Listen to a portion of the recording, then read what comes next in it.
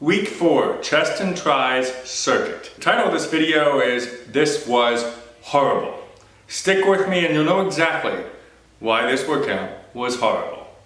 Let's get right to it. Courtesy of the Apple Watch Series 3 as always. Total calorie burn of 284. I'm sorry, that was active calories, 284. Total calories 369. Average beats per minute 96. Now this was a weight training exercise. This was particularly circuit, chest and try circuit. So there was no lift hit component. As a result, of course, the overall calories are going down. But don't get all jacked up on that. I don't want you to think that if your calories are ever low on a weightlifting exercise, that is okay. Because the more muscle you have, the more calories you're gonna burn throughout the day. So that afterburn effect will actually kick in. And generally, if you're eating right, you will maintain the physique that you want. So don't always think that because you didn't burn 400, 800, 1,000 calories, that your workout was a failure. There's a secret back end to these weightlifting workouts. And that's exactly what's up, the afterburn effect. So Joel starts off this workout and you're gonna do 2 blocks of a quad set. So you're doing 4 moves, literally back to back. And by the end of that, you are completely toasted. And if you're not, I would say that your weight is way too low and you need to increase your weight. So your goal is to keep the same weights as the week prior as long as you were challenging yourself. And in block 1, you're gonna start off with move number 1, the chest press.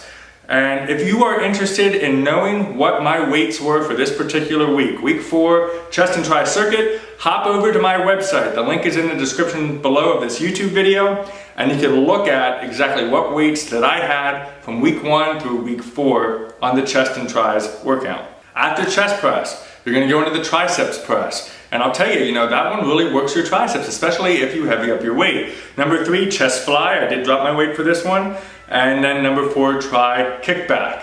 So you're on the floor for the first 3 moves. The 4th move, you're gonna stand up and do the typical kickback. And honestly, holding my notes, my arms hurt, my tries hurt, my chest hurts.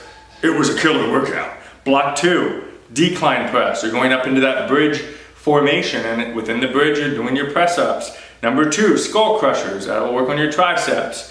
Number 3, rotating press, and followed by number 4, the single side crusher. And I dropped my weight significantly for the single side skull crusher.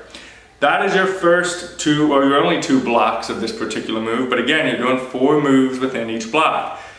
And then this is where it's horrible, guys. I told you, I'd tell you why this workout was horrible. After that, right, I'm like, wow, this workout kicked butt. Again, here we are in week 4, still love LIIFT4. Have not found a workout that I hate yet. But the reason this one's horrible, I didn't hate it, I loved it. But the reason it was horrible is because then Joel decides to be a complete dick. And he says to you, after you're just burned out and ready to kind of do core and get the hell out of here, it's time for a burnout. 3 times you're gonna do this. A push-up, like a wide push-up, followed by a tricep push-up 3 times over. At this point, I said, you, Joel, how dare you do a burnout after this? This workout was horrible for that reason. And I had to drop to my knees, and after even on my knees, I couldn't do this workout. My chest was toast, guys, because I did a very heavy weight through block 1 and block 2 to a point where I gassed out my chest, and it could not perform for me in this burnout. So after that, I'm done, but it's time to do some core. As always, you're gonna do your core and abs every single workout. You're gonna start with the reaching sit-ups. Another good move, and I'm glad we didn't do weights on our core today because I don't think I could hold a weight for any type of rest of today because I am gassed. So reaching sit-ups followed by the bicycle twist, and you'll finish off with a nice cool down, and then you're gonna be done. So another phenomenal workout, another phenomenal day. At the end of this week, we are technically halfway through LIIFT4.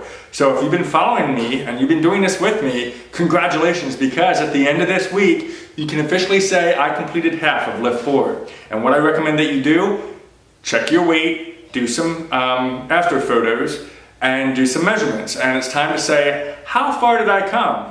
From week 1 to week 4, halfway through the program. And then you can assess and evaluate how was your nutrition, how was your sleep, how was your water intake, and how were your workouts.